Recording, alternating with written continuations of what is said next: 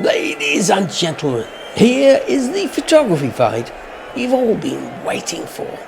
On my left, in the red corner, we have Speed, trained by the digital revolution itself.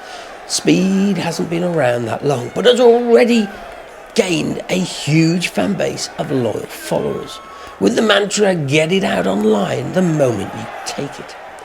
And on my right, in the blue corner, we have Creativity, unaffected by social media pressures and trained by some of the greatest photographers on the planet ever in history. Creativity is the warrior waiting to happen. So get ready for the photography battle of the century. Instant versus meaningful. Which side are you on? Let's get ready to rumble! Okay, the intro might be a bit far-fetched, but I think you get what I mean. The digital revolution has changed photography forever.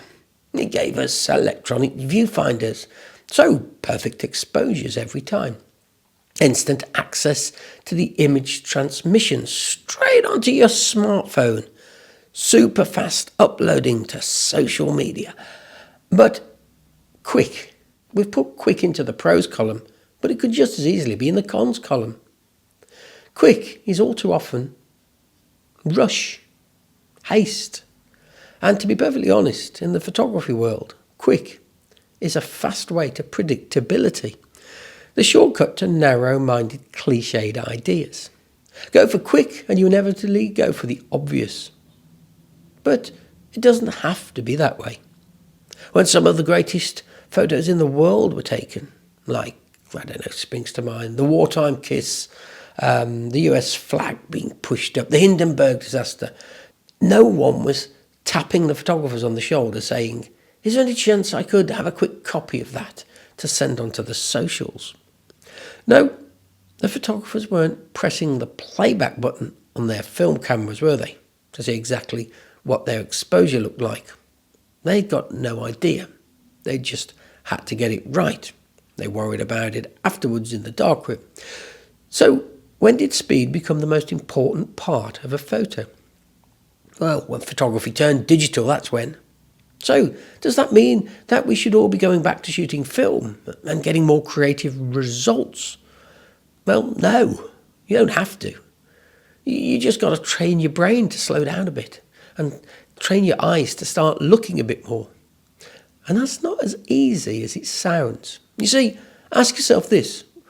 When was the last time you looked through the viewfinder and changed the composition at least 3 or 4 times to see, which worked best? If the answer to that is not in the last time you took a photo, then it's time to start your new regime today.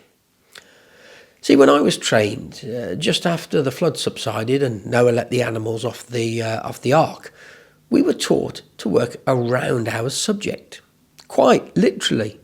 After we'd composed our photograph, we were then encouraged to reframe, to move our perspective, our camera, to walk around, to change lenses even, to try new lighting, anything to create photographs that were different to the first one that we'd chosen.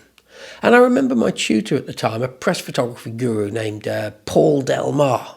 Hello, Paul, if you're watching.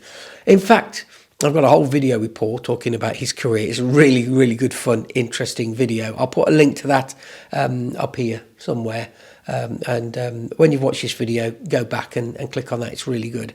But he always said, I want to see 3 images that are wildly different from every one of your shoots. And the best image was hardly ever the first one that I thought. By looking around the subject, by looking intently at the scene, I inevitably changed things and improved composition or lighting, or the view was better, the background was better. Look, the question is, how is speed going to do that? I'll tell you how. It's not. Go with the first image every time. Who cares about improving it? That's what speed will say. There's no time, got to get it on the socials now. Well, I care about improving it, and so should you. So here's my radical suggestion. Spend a bit more time with creativity. Give your old pal Speed a couple of weeks off. Send them packing on their holidays, or vacation, as you say, if you're listening in America. Learn to look deeper and make yourself move. Think differently about your subject in front of you. Change position, background, lighting, pose, composition, anything. Just change something. And when you do, and you suddenly realise that you've been too casual with your photography and all the extra effort has paid off, here's what I'd love you to do. Click on this video again. I'm not going to lie, I could do with the views. And leave a comment on exactly what you did to change the image to something else. That kind of information will go, a long, long way to helping each other to learn more about nurturing creativity, to create deeper, meaningful shots that convey emotion or information even. And on the rarest of occasions, both.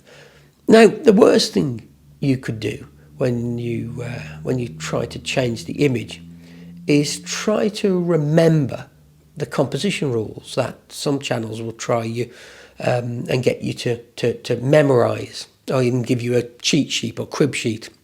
Forget the rules. Photography isn't a sport. There aren't any rules. If it works, then do it. There's no magic formula.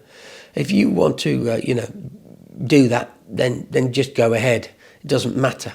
And just to prove a point, take a look at this next video, and you'll see exactly what I mean.